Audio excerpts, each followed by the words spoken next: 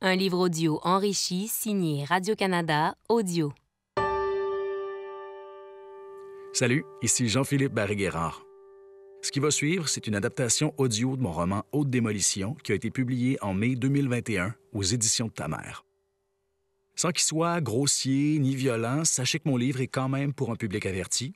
Donc voilà, vous êtes avertis. La narration principale et le rôle de Laurie sont tenus par la comédienne Kim Despatie. Le rôle de Raph Massy est tenu par Rémi Goulet et celui de Sam Bouvier par Robert Naylor. Bonne écoute.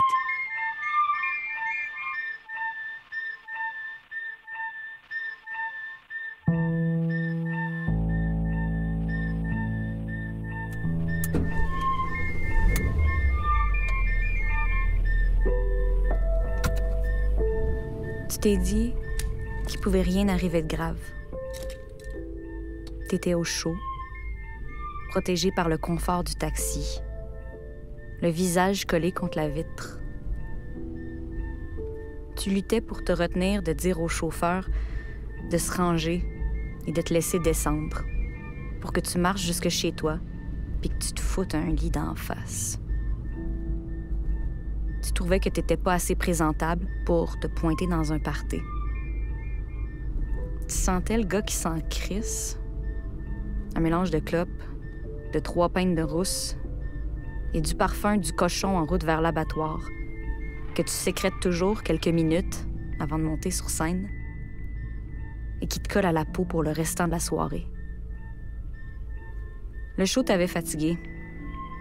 T'étais plus certain d'avoir l'énergie de mettre ta happy face et d'aller te battre pour attirer l'attention dans un party. Mais Sam a détourné son regard de la rue pour dire, presque menaçant, « Hey, là, tu vas pas me choquer ça toujours? » Sam avait pas besoin de toi pour s'amuser au party. Mais il est toujours prévoyant. Il voulait être certain de t'avoir sous la main si jamais il trouvait personne d'assez intéressant pour occuper son temps. Un plan B pour éviter d'être le gars seul dans son coin qui cale sa bière, en tentant de cacher qu'il se sent comme un enfant perdu dans un centre d'achat. T'as marmonné. Non. T'as pas pu retenir le bâillement qui a suivi. Sam a sorti un gourou tiède de son sac à dos et te l'a lancé. T'as pas réagi assez vite et la canette t'a frappé sur la joue avant de tomber sur la banquette. Ah, c'est que t'es moron, man! Faut que tu travailles tes réflexes, man. Ça faisait à peine 1 heure que vous étiez sortis de scène, Sam et toi. Ça. Puis je suis arrivé à une conclusion. Chaud, correct. Le problème, moi, Salle froide puis bruyante. Mauvais pacing, mauvais animateur. Puis t'étais fatigué. Fait que moi, je pense que Mais t'as été présent au moins. 100% présent, malgré les conditions. Il y aura pas de problème. Et les gens ont ri. Et ont peut-être réussi à aimer la vie pendant un instant, fait que OK, guys, OK, c'est beau. c'était pas un échec sur toute la ligne. C'est numéro-là. Rien de gênant. Fait qu'écoutez bien, je vais rentrer chez nous. T'as quand même eu une claque quand t'as fait ton bit sur les conventums de maternelle, Merci, bonne soirée. puis le public était enthousiaste. Mais il y avait juste pas de quoi écrire à ta mère. T'as réussi à te convaincre qu'il fallait pas t'en faire. Tu peux pas être transcendant tous les soirs. T'as eu ce que tu voulais, au fond. Ton numéro a mieux landé que celui de Sam. C'est tout ce qui compte. Les numéros de Sam, tu les trouves souvent prévisibles. Ses setups sont tellement clairs que tu vois ses punchs venir à des kilomètres d'avance. Il y a aussi une obsession malsaine pour son secondaire. Presque chacune de ses blagues implique une anecdote de cours d'éduc, ou de house party, ou de frenchage aux cases. Comme si son univers social avait plafonné à 16 ans. Et il finit toujours sur un callback qui ajoute pas grand-chose et qui est pas très intelligent, mais qui, invariablement, fait rire la salle, par effet de surprise. ce qui te fait toujours chier. En plus, Sam, il manque de laisser aller. Quand ça lève pas, au lieu de relaxer puis de s'en foutre, il se crispe. Il travaille plus fort pour tenter de convaincre le public, puis là, il s'embourbe.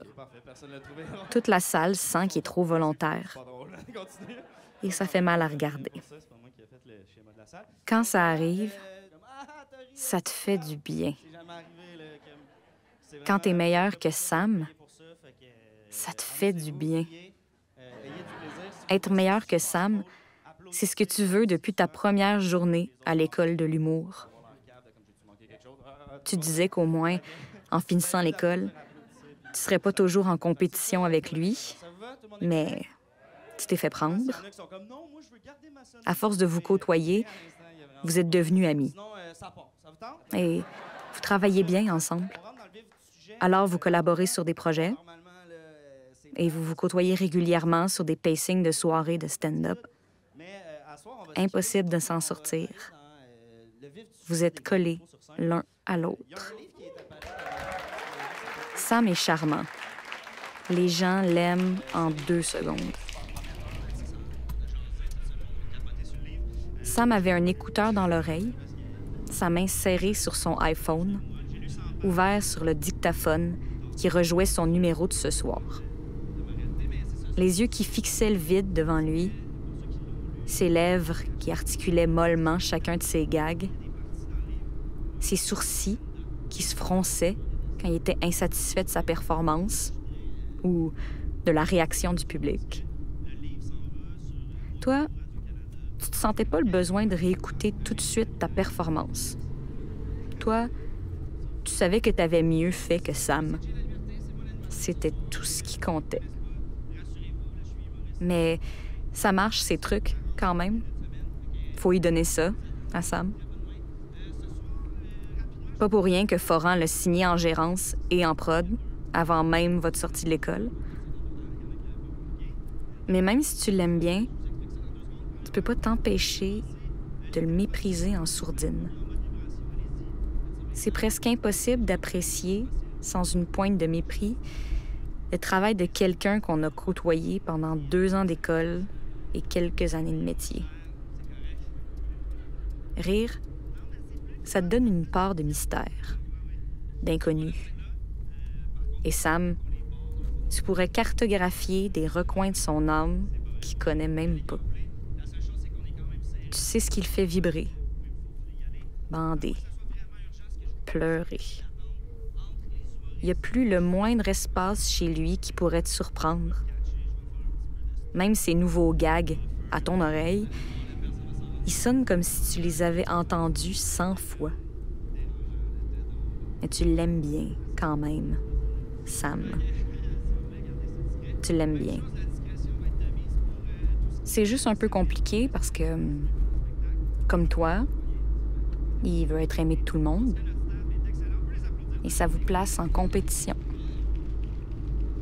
C'est juste un peu compliqué parce que tu l'envies, au fond.